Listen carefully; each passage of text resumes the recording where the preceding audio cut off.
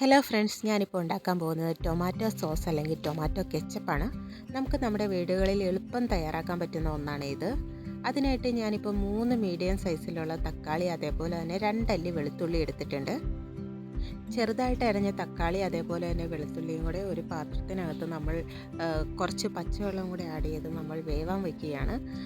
വെന്ത് വരുമ്പോഴത്തേക്കും നമ്മൾ ഒരു പിഞ്ച് ഉപ്പും കൂടെ ആഡ് ചെയ്യുന്നുണ്ട്.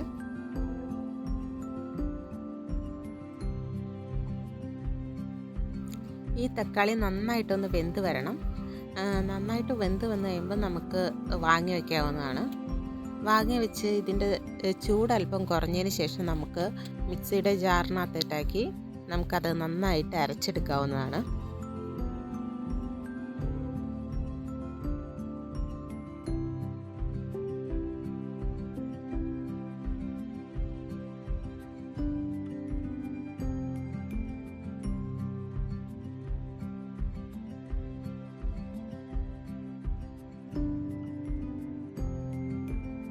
അങ്ങനെ തക്കാളി നന്നായിട്ട് അരച്ചെടുത്തിട്ടുണ്ട്.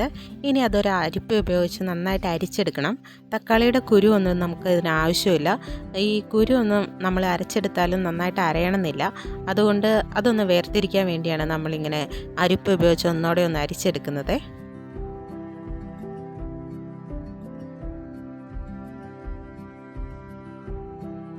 അങ്ങനെ നമ്മൾ അരിച്ചെടുത്ത തക്കാളി നീര് ഒരു പാത്രം ചൂടാക്കി അതിനകത്തേട്ട് ഒഴിക്കുകയാണ്. അതൊന്ന് ചൂടായി വരുമ്പോഴത്തേക്ക് അതിനകത്തേട്ട് നമ്മൾ അടുത്ത ഇൻഗ്രീഡിയൻ്റ് ആയിട്ടുള്ള പഞ്ചസാര ചേർക്കുകയാണേ. 1 സ്പൂൺ പഞ്ചസാരയാണ് ഞാനിപ്പോൾ ചേർത്തിരിക്കുന്നത്. അതേപോലെ തന്നെ കുറച്ച് മുളക് പൊടിയും കൂടെ ആഡ് ചെയ്യുന്നുണ്ട്. മുളക് പൊടി ഉപയോഗിക്കുമ്പോൾ കാശ്മീരി മുളക് പൊടി തന്നെ നോക്കി ഉപയോഗിക്കാൻ ശ്രമിക്കണം. കാരണം കാശ്മീരി മുളക് പൊടി ആകുമ്പോൾ സോസിന് നല്ലൊരു കളറ് നൽകുന്നുണ്ട്. അതേപോലെ തന്നെ വലിയ എരിവും ഉണ്ടായിരിക്കത്തില്ല. ഇത് നന്നായിട്ടൊന്ന് മിക്സ് ചെയ്തതിന് ശേഷം ഒരു 1/2 സ്പൂൺ വിനാഗിരി അല്ലെങ്കിൽ വിനിഗർ അതും കൂടെ ആഡ് ചെയ്യുന്നുണ്ട്. ശേഷം ഇത് നന്നായിട്ടൊന്ന് മിക്സ് ചെയ്ത് കൊടുക്കുന്നുണ്ട്. മിക്സ് ചെയ്ത് നന്നായിട്ട് അടി പിടിക്കാതെ നന്നായിട്ട് ഇളക്കി ഒരു സോസിൻ്റെ പരുവാക്കി വെള്ളം വറ്റിച്ച് നമ്മൾ എടുക്കണം. ഒരു സോസിൻ്റെ പരുവായി കഴിഞ്ഞ് കഴിയുമ്പോൾ നമുക്ക് സ്റ്റൗ ഓഫ് ചെയ്യാവുന്നതാണ്. ഓഫ് ചെയ്ത് ഇത് നന്നായിട്ടൊന്ന് തണുത്തതിന് ശേഷം നമുക്ക് മറ്റ് പാത്രത്തിലേക്ക് മാറ്റി നമുക്ക് ഉപയോഗിക്കാവുന്നതാണ്.